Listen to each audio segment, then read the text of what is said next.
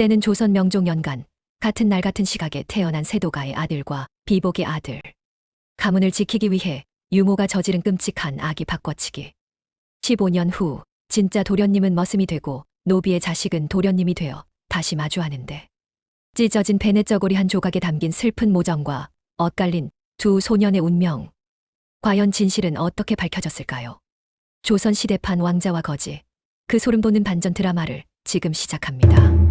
때는 조선 명종 연간 양주 땅의 세도가로 이름 높은 조대감의 저택입니다. 인경 소리가 33번 울려 퍼지고 도성이 깊은 잠에 빠져들 무렵 이 집 담장 안쪽은 폭풍 전야와 같은 긴장감이 감돌고 있었습니다. 안채에서는 십수년을 고대하던 정실 김씨 부인의 해산달이 찼고 공교롭게도 같은 시각 뒷마당 끝자락 낡은 헛간에서는 비복 점례가 산통을 시작했지요. 하늘에서는 금방이라도 무엇을 쏟아낼 듯 천둥 소리가 가르릉거리고 있었습니다. 마님, 기운을 내십시오. 조금만 더. 산파의 다급한 목소리가 문 밖까지 새어나옵니다. 하지만 한 시즌이 지나도록 아기의 울음소리는 들리지 않았습니다. 마침내 태어난 아기는 핏기 하나 없이 창백했습니다. 산파가 아이의 발바닥을 때리고 거꾸로 들어보아도 아기는 그저 눈을 감은 채 미동도 없었지요. 김씨 부인은 절망하며 혼절했고 조 대감은 문 밖에서 고개를 떨구었습니다.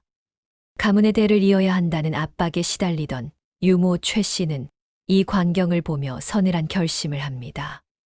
이대로는 안 된다. 마님이 쫓겨나고 가문이 무너질 판이야. 그 시각 헛간에서는 점례가 건강한 사내아이를 낳았습니다.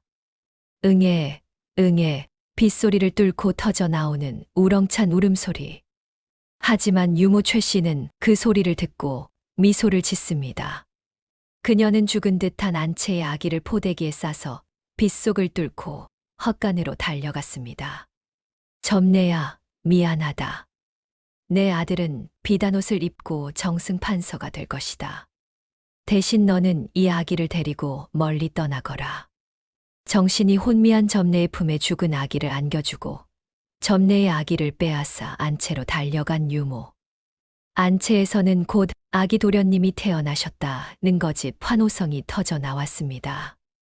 빗물에 젖은 헛간 바닥, 점례는 차갑게 식어가는 핏덩이를 안고 피눈물을 흘렸습니다. 제 자식을 뺏긴 서러움에 아기를 꼭 껴안고 흐느끼던 그때였습니다. 에게. 가냘픈 신음이었습니다. 점례의 가슴 온기가 닿았을까요? 아니면 하늘이 이 가문의 핏줄을 불쌍히 여기신 걸까요? 죽은 줄 알았던 상전의 아기가 기적처럼 숨을 터뜨리며 점례의 품 안에서 꿈틀거리기 시작한 것입니다. 점례는 경악했습니다. 이 아이를 안고 안채로 달려가면 다시 내 자식을 찾을 수 있을까?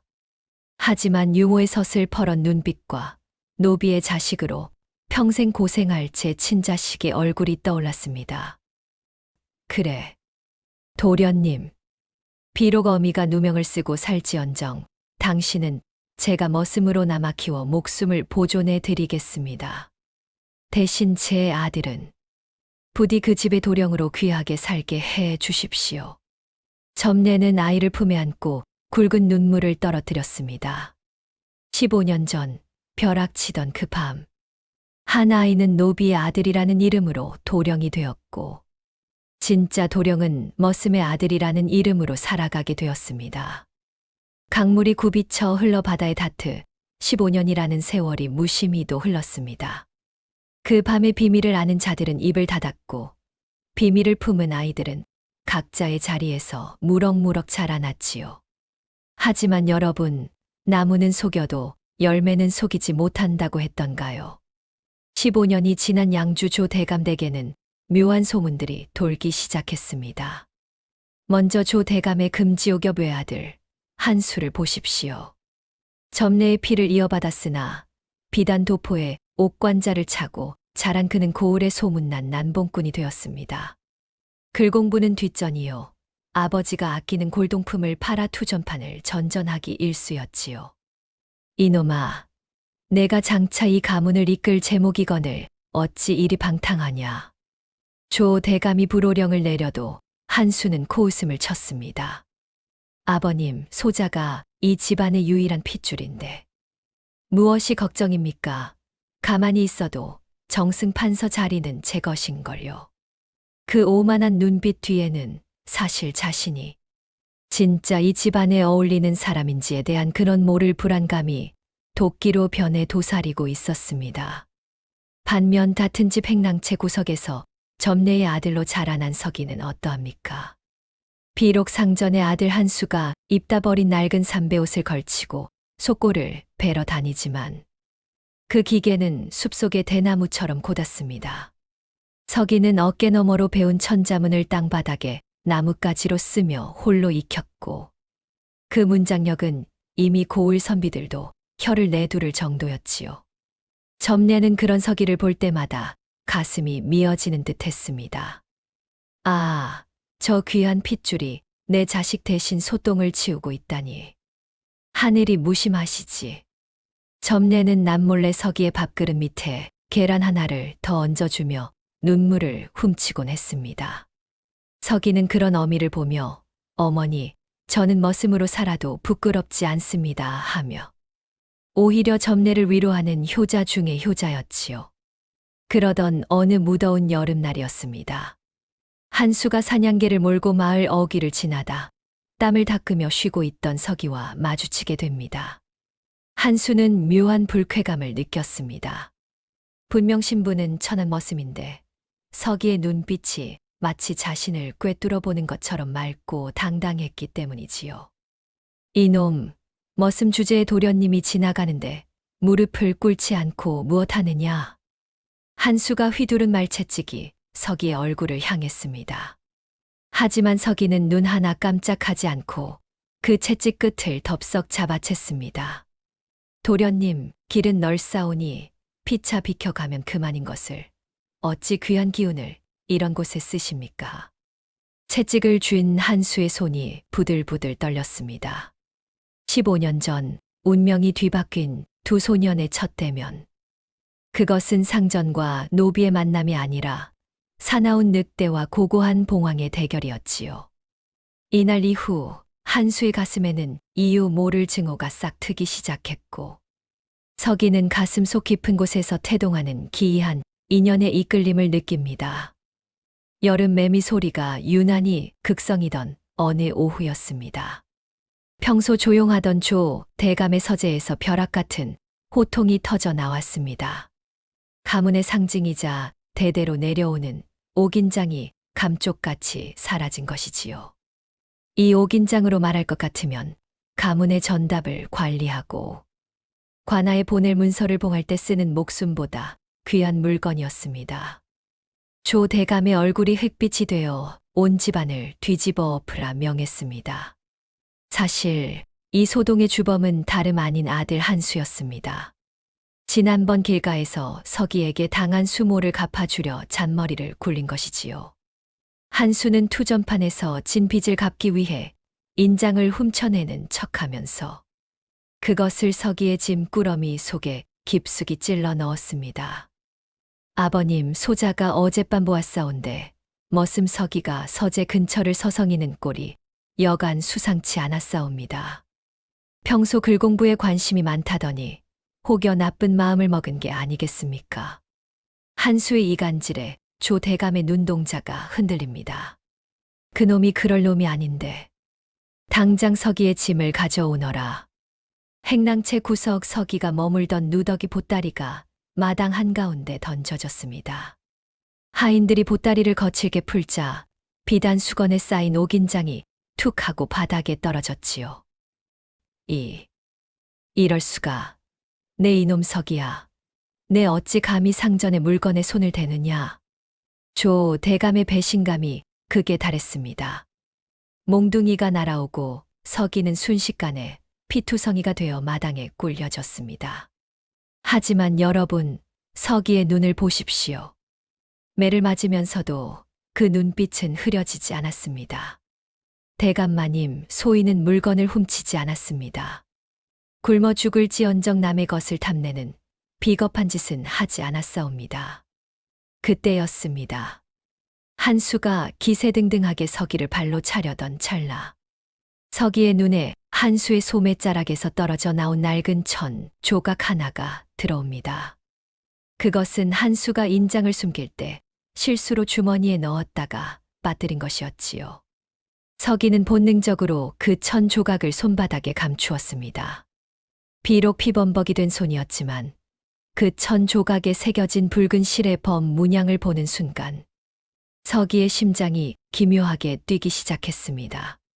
15년 전 점례가 소중히 간직하며 눈물을 흘리던 그 자수와 너무나도 닮아 있었기 때문입니다.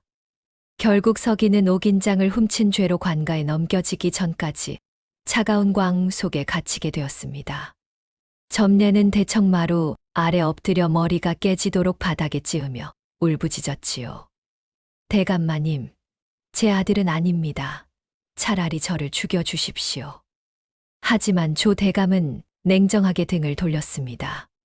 한수는 승리감에 도취해 미소 지었으나 그는 알지 못했습니다. 자신이 떨어뜨린 그 작은 천 조각이 15년 전 유모 최 씨와 점례가 맺은 거짓의 고리를 끊어낼 운명의 열쇠가 될 것임을 말입니다. 어두운 광 안에서 서기는 품 안의 천 조각을 어루만지며 생각했습니다. 이것은 도련님의 것이다. 그런데 어째서 우리 어머니가 이 문양을 보며 매일 밤 우셨던 것일까? 차가운 흙바닥이 깔린 광 안에는 쥐죽은 듯한 정적만이 감돕니다. 누명을 쓰고 모진 매질을 당한 서기는 신음조차 내지 못한 채 벽에 기대어 있었지요. 그때 창살 사이로 스며든 가녀린 달빛 한 줄기가 서기의 손바닥 위에 놓인 천 조각을 비춥니다.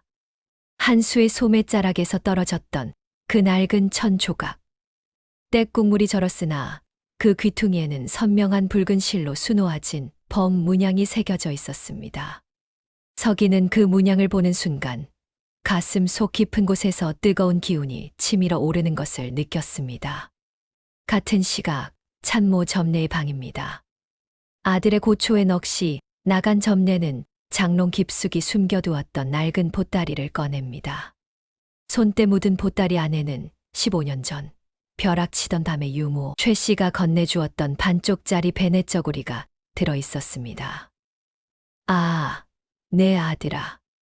도련님으로 태어나 머슴으로 매를 맞으니 이 무슨 운명이란 말이냐. 내가 죽어 내 자리를 찾아주어야 하는 것이냐. 점례는 저고리를 품에 안고 오열했습니다. 이 저고리의 가슴팍에는 서기가 광에서 주운 것과 똑같은 범, 문양의 머리 부분이 수놓아져 있었지요. 15년 전 유모가 서둘러 아이를 바꾸다 그만 저고리 한쪽이 찢겨나갔고 그 꼬리 부분은 유모의 손에 들려 한수의 짐 속으로 들어갔던 것입니다. 밤이 깊어지자 점례는 감시가 소홀한 틈을 다 광으로 숨어들었습니다.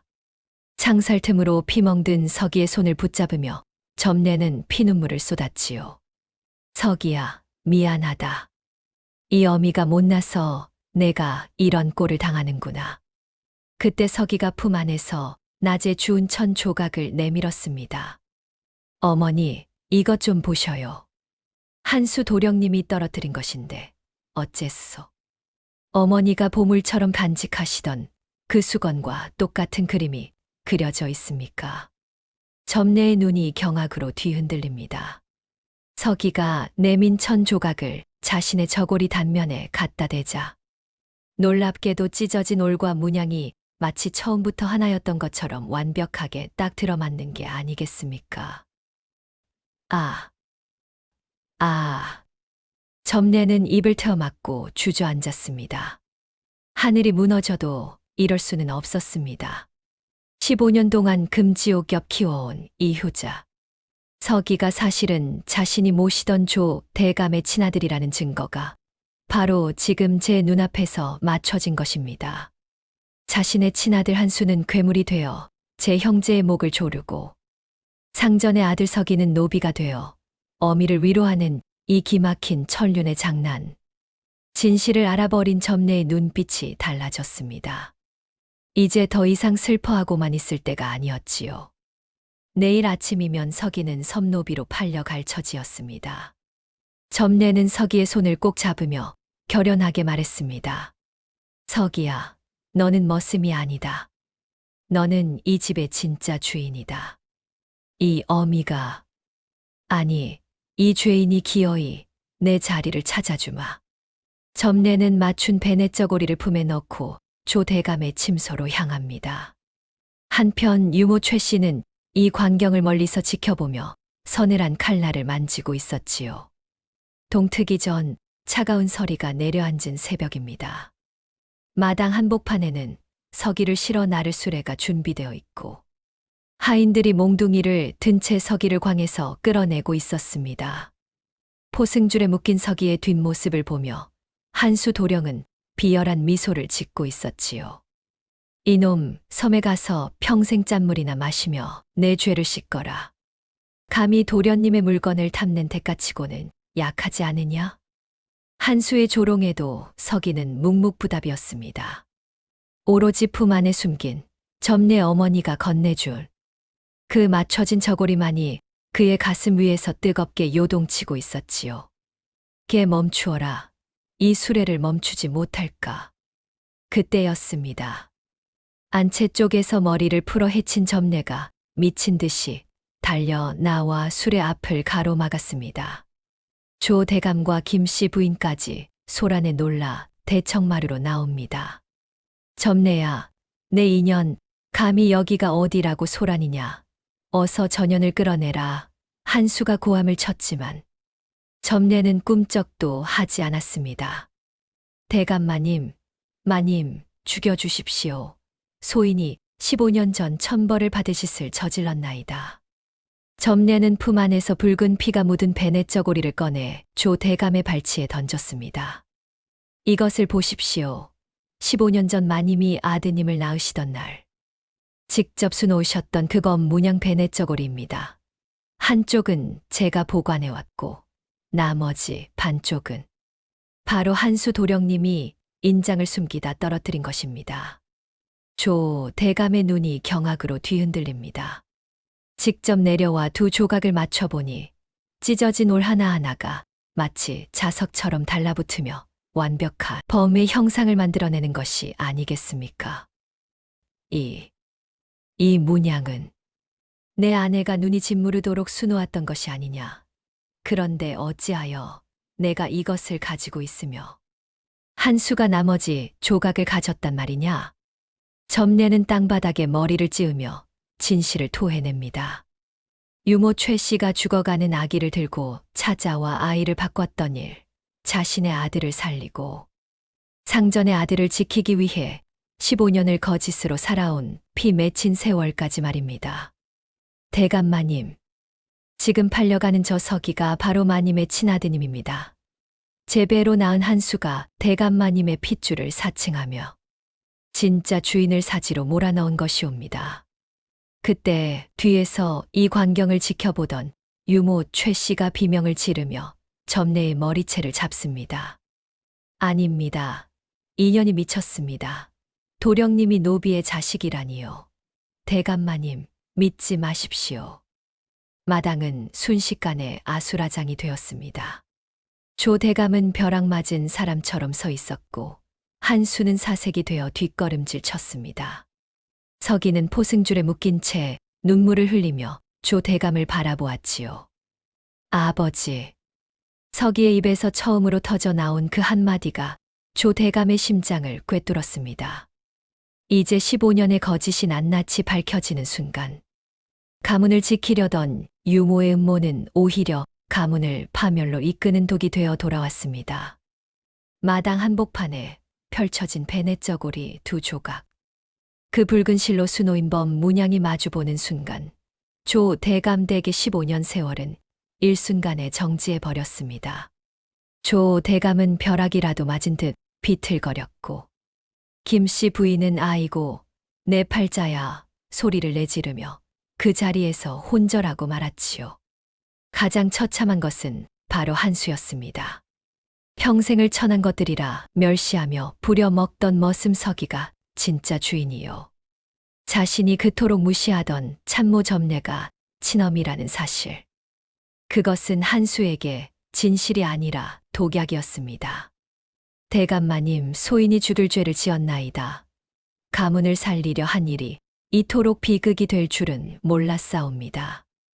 유모 최 씨가 조 대감의 바짓가랑이를 붙잡고 울부짖었지만 조 대감의 발길질에 저만치 나가떨어집니다.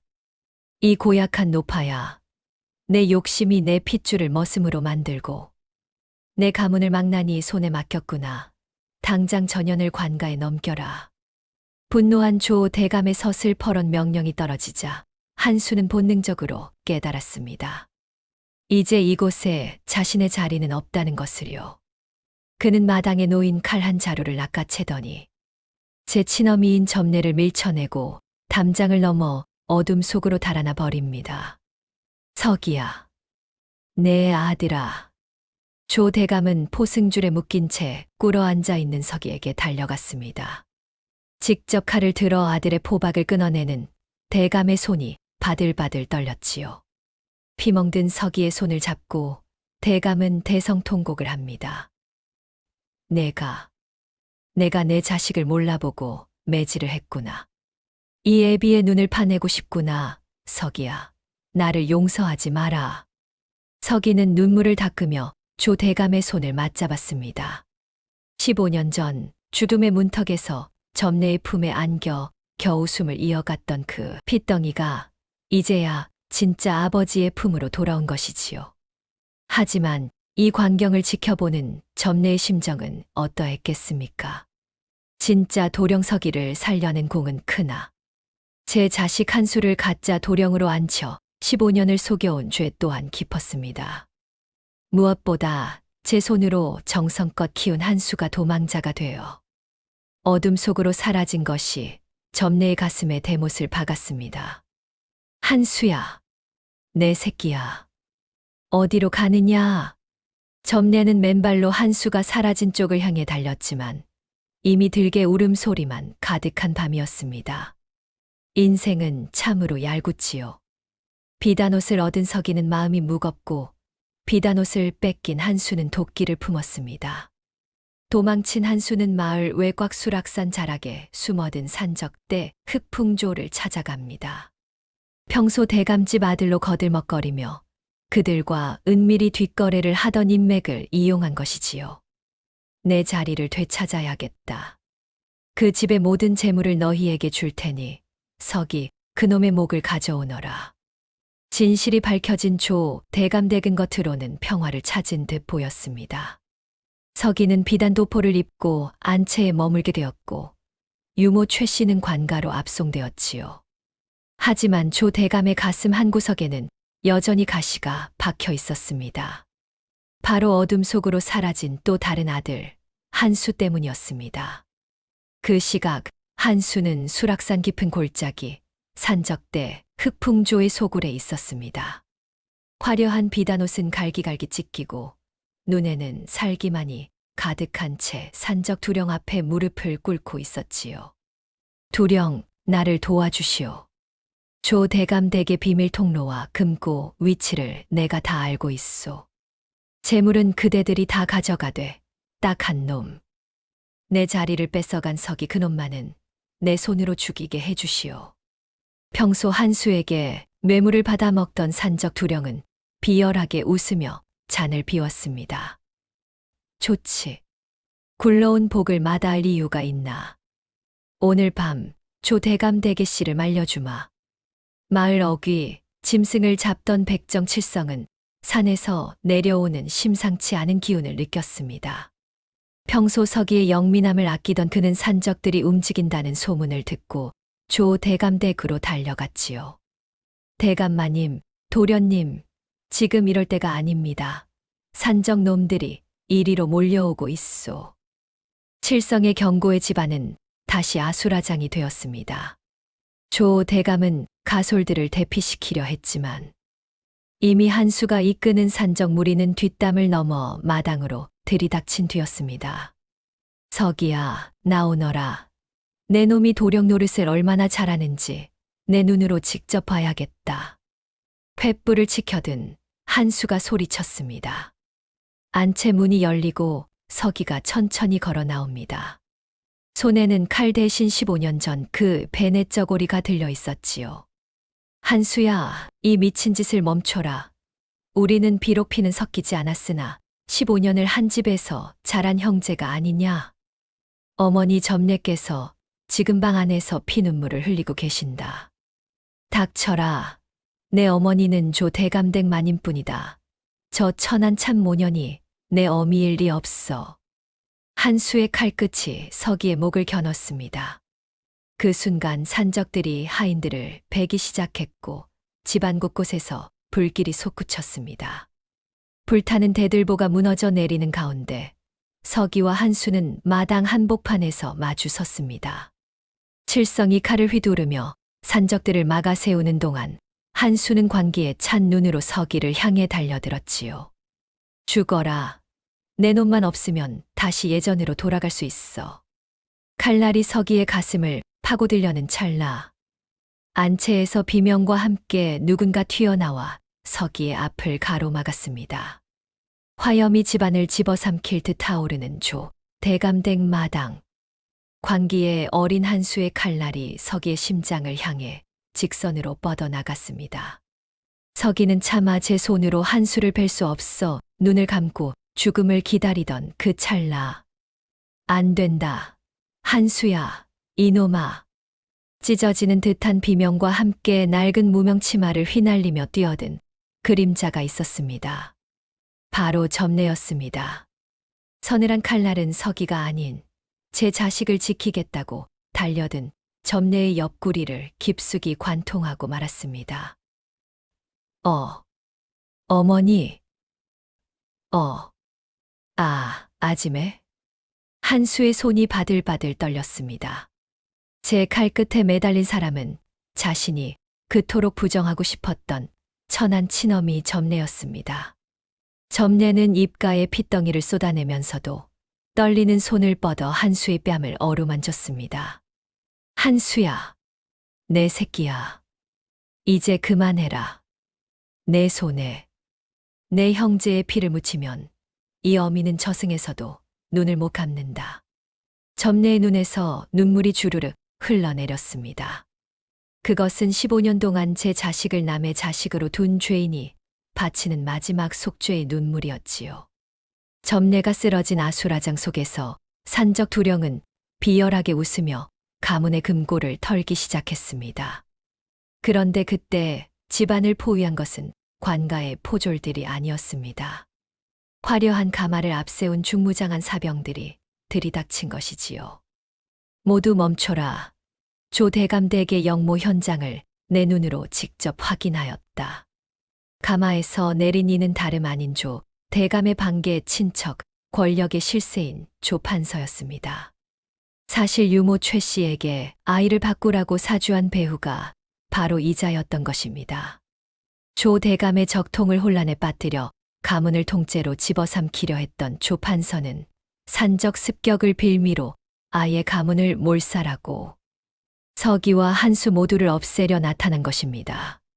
조 판서, 내 이놈, 내가 어찌 이 자리에 나타난단 말이냐. 조 대감이 분노하여 소리쳤지만 조 판서는 차갑게 웃었습니다. 조 대감, 이미 늦었소. 당신의 아들은 산적과 결탁하여 아비를 죽이려 했고 머슴은 아들 노릇을 하며 재산을 탐했으니 내가 가문의 기강을 바로잡기 위해 모두 처단할 수밖에. 조 판서의 사병들이 칼을 뽑아 들고 서기와 한수 그리고 부상당한 점례를 포위했습니다. 이제 두 형제는 서로에게 겨누었던 칼을 조 판서라는 거대한 악을 향해 돌려야만 하는 운명에 놓였습니다.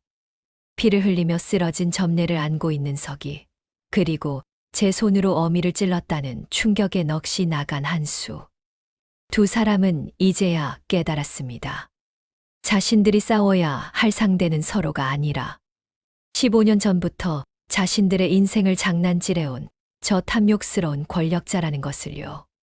한수야, 정신 차려라. 어머니를 살려야 하지 않겠느냐. 서기의 외침에 한수의 눈동자가 돌아왔습니다. 조 판서의 사병들이 들이닥친 조 대감댁 마당은 그야말로 아수라장이었습니다. 한쪽에서는 산적들이 재물을 챙기려 날뛰고 다른 한쪽에서는 조 판서가 반역 진압이라는 명분을 내세워 가문의 씨를 말리려 칼날을 세우고 있었지요. 그 지옥 같은 불길 중심에 피를 흘리며 쓰러진 점례를 사이에 두고 서기와 한수가 마주 섰습니다. 평생을 서로 증오하며 살아온 두 사람이었으나 지금 이 순간만큼은 두 사람의 눈에 서린 불꽃이 같은 방향을 향하고 있었습니다. 한수야, 정신 차려라. 내가 찌른 것은 내 어미이고 너를 이용한 것은 저 조판서다. 여기서 죽으면 우리는 평생 저들의 놀이개로 끝나는 것이다.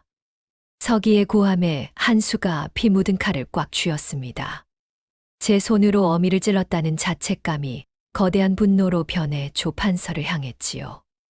으악, 조판서, 이 개만도 못한 놈.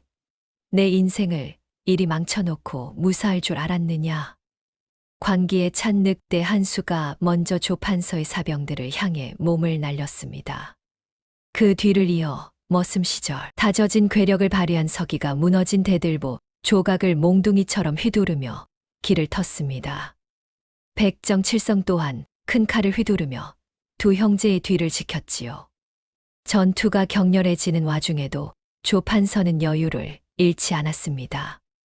허허, 저 미천한 것들이 발악을 하는구나. 쏴라. 한 놈도 남기지 말고 화살을 퍼부어라. 화살비가 쏟아지려는 찰나 쓰러져 있던 점례가 가냘픈 손을 뻗어 서기의 바짓가랑이를 잡았습니다. 그리고 피 젖은 품 안에서 작은 비단 주머니 하나를 내밀었지요. 서기야, 한수야, 안채 장독대 및 유모 최 씨가 조 판서와 주고받은 밀약서를 거기 숨겨두었다. 그것만 있으면 저놈을 처단할 수 있다. 점례는 이 순간을 위해 15년 동안 유모의 뒤를 캐며 증거를 모아왔던 것입니다. 자신의 아들이 언젠가 버림받을 때를 대비한 어미의 마지막 보험이었던 셈이지요. 서기는 한수에게 점례를 부탁하고 불길 속으로 뛰어들었습니다. 무너지는 서고를 뚫고 장독대 밑을 파헤치자 과연 그곳에는 조판서의 직인이 찍힌 가문 찬탈 계획서가 들어 있었습니다. 찾았다. 이제 끝이다. 조판서. 서기가 밀서를 치켜들고 불길 속에서 걸어 나오자 조판서의 얼굴이 흙빛으로 변했습니다. 진실이 담긴 종이 한 장이 수백 명의 사병보다 무서운 무기가 된 것이지요. 하지만 조판서는 비겁하게 웃으며 마지막 패를 꺼냅니다. 그 종이 쪼가리가 무슨 소용이냐. 여기 있는 자들을 모두 죽여 불태우면 진실도 한 줌 재가 될 뿐이다. 불을 더 질러라. 단 한 명도 살려보내지 마라. 집 전체가 거대한 화염에 휩싸이고 퇴로가 끊긴 채 포위된 서기와 한수. 사방은 거대한 화마에 갇혔고 아픈 조판서의 사병들이 칼날을 세우고 있습니다. 서기는 품속의 점례가 알려준 밀서를 단단히 갈무리했습니다. 이것이 없으면 조 대감 가문은 영모의 누명을 쓰고 역사 속으로 사라질 판이었지요. 한수야, 어머니를 업어라. 내가 길을 터주마. 서기의 외침에 한수는 정신을 차렸습니다. 평생을 천한년이라 부르며 외면했던 친어미 점례를 한수는 태어나 처음으로 자신의 등에 업었습니다. 피로 물든 어머니의 체온이 등에 닿자 한수의 눈에선 뜨거운 참회의 눈물이 흘러내렸지요. 도련님들, 어서 가십시오. 여긴 이 칠성이가 맞겠소. 조판서의 사병들이 화살을 쏘아 올리려 할 때 백정칠성이 거대한 칼을 휘두르며 앞장섰습니다. 짐승만도 못한 놈들, 어디 감히 천륜을 거스르려 하느냐. 칠성은 온몸에 화살을 맞으면서도 끝까지 대문을 지켰고 그 틈을 타 서기와 한수는 무너진 담벼락 사이로 탈출하는 데 성공합니다. 두 형제가 도착한 곳은 양주관아 앞이었습니다. 조 판서는 이미 관아의 수령까지 포섭해둔 상태였으나 서기는 멈추지 않았습니다. 그는 관아 앞에 놓인 신문고를 미친 듯이 두드리기 시작했지요. 뚱, 뚱, 뚱. 새벽을 깨우는 북소리에 마을 사람들이 하나둘 모여들었습니다.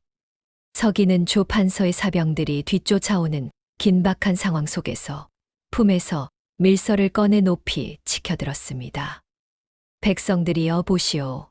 여기 조 판서가 가문을 찬탈하기 위해 아기들을 뒤바꾸고 산적을 시켜 일가족을 몰살하려 한 증거가 있소. 진실을 외면하는 관리는 누구를 위한 관리란 말이오. 추격해온 조 판서는 당황했습니다. 수많은 백성이 지켜보는 앞에서는 함부로 칼을 휘두를 수 없었으니까요. 때마침 조 대감의 파직 소식을 듣고 한양에서 내려오던 암행어사 일행이 북소리를 듣고 나타났습니다. 그 밀서를 이리로 가져오너라. 어사의 엄중한 명령에 조 판서는 사색이 되었습니다. 밀서 안에는 유모 최 씨와의 밀약뿐만 아니라 조 판서가 중앙 조정의 권력자들에게 매물을 바친 장부까지 고스란히 적혀 있었던 것입니다. 조 판서는 그 자리에서 체포되었고 그의 사병들은 무장을 해제했습니다. 하지만 승리의 기쁨도 잠시 한수의 등에 엎혀있던 점례의 고개가 힘없이 옆으로 떨궈졌습니다. 어머니, 어머니. 한수의 절규가 관아 앞마당을 가득 채웠습니다. 서기 또한 무릎을 꿇고 점례의 차가워진 손을 잡았습니다. 평생을 죄인으로 살며 두 아들의 운명을 지켰던 여인 점례는 두 아들이 힘을 합쳐 진실을 밝히는 모습을 끝으로 조용히 눈을 감았습니다. 조 판서가 압송되고 불길이 잡혔으나 양주고을엔 여전히 무거운 침묵이 감돌았습니다. 관아 한복판 차가운 멍석 위에는 어머니 점례의 시신이 놓여 있었고 그 곁엔 비단 옷을 입은 서기와 피투성이가 된 한수가 나란히 무릎을 꿇고 있었지요. 그때 지하 옥사에 갇혀있던 유모 최 씨가 암행어사의 명으로 끌려 나옵니다. 제 상전이던 조 판서까지 몰락했다는 소식을 들은 노파는 이제 모든 것을 체념한 듯 보였습니다. 최 씨, 내 인연 마지막으로 묻겠다. 어찌하여 이런 끔찍한 일을 꾸몄느냐? 어사의 호령의 최 씨가 비릿한 웃음을 지으며 입을 열었습니다. 욕심이었지요. 조 대감댁의 재산이 탐난 조 판서의 욕심과 내 자식만큼은 노비로 살게 하고 싶지 않았던 점례의 욕심, 그리고 그 사이에서 권력을 쥐고 싶었던 내 욕심이 어우러진 결과였소. 최 씨는 서기를 보며 말을 이었습니다. 사실 15년 전 그 밤 안채의 아기는 죽지 않았소. 내가 잠시 숨을 멈추는 약을 쓴 것이었지. 점례에게 죽은 아기라며 건네주면 그 가여운 여인이 아이를 품에 안고 도망쳐 어디서든 키울 줄 알았소. 진짜 서기가 살아남아 다시 돌아올 줄은 꿈에도 몰랐지. 그 말을 들은 한수는 머리를 땅에 찌우며 울부짖었습니다. 자신은 그저 가문을 가로채기 위한 도구로 키워졌고 자신을 살리려던 친어미를 제 손으로 찌른 셈이 되었으니까요. 내가 괴물이었구나. 아버님을 속이고 내 형제를 죽이려 하고 어미의 가슴에 칼을 꽂은 나는 인간이 아니다. 한수가 실성한 듯 칼을 집어들어 제 목을 겨누려던 순간 서기가 그 손목을 꽉 잡았습니다. 그만해라. 어머니가 너를 살리려 목숨을 던진 뜻을 벌써 잊었느냐. 죽는 것은 쉽지만 살아서 내 죄를 씻는 것은 어렵다. 너는 살아서 어머니의 넋을 기려야 한다. 뒤늦게 몸을 추스르고 관하로 달려온 조 대감은 점례의 시신 앞에 무릎을 꿇었습니다. 15년 전 자신의 가문만을 생각하느라 비복들의 마음을 헤아리지 못했던 스스로가 부끄러워 고개를 들지 못했지요. 점례야, 내가 못난 주인이었다. 내 아들을 내 아들로 키웠으니 이제 내 아들 서기와 한수 두 놈 모두 내 자식으로 거두마. 그것이 내가 너에게 지은 죄를 갚는 길이다. 조 대감의 선언에 관하 마당에 모인 백성들이 술렁였습니다. 양반의 핏줄과 노비의 자식을 한 형제로 받아들인다는 것. 그것은 당시로서는 상상도 못할 파격적인 결단이었지요. 15년 전 엇갈린 운명의 실타래가 이제야 하나씩 풀려가기 시작했습니다. 하지만 한수는 차마 그 집의 아들로 남을 수 없었습니다. 그는 다음 날 새벽 호련히 사라졌지요. 서기는 한수가 떠난 자리에 놓인 낡은 베넷 저고리 조각을 발견합니다. 광풍이 휩쓸고 간 조 대감댁에 다시금 평화가 찾아왔습니다.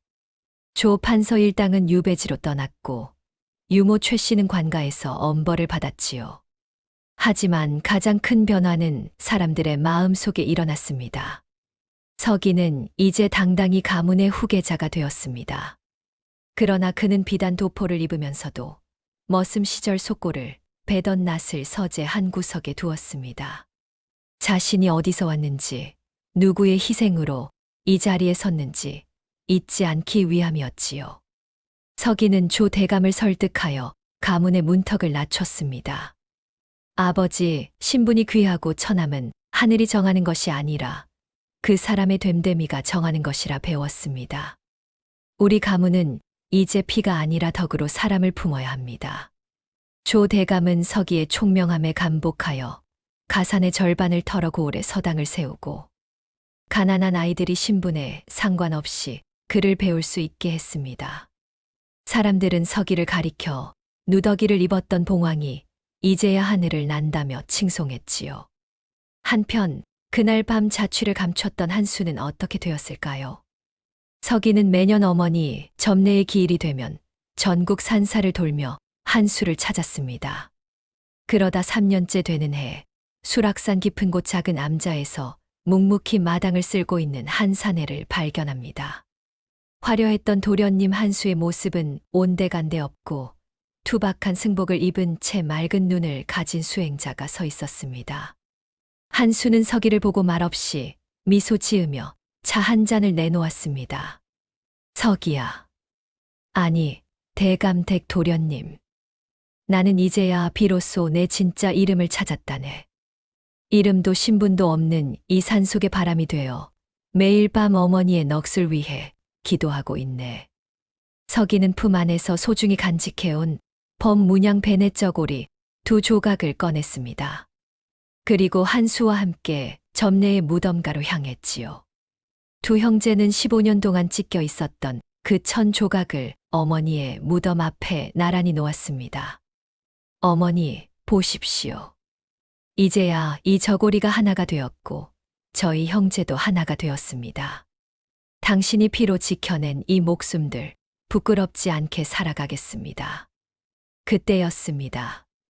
무덤가를 스치는 바람에 들꽃들이 살랑였고 마치 점례의 웃음소리가 들리는 듯했습니다.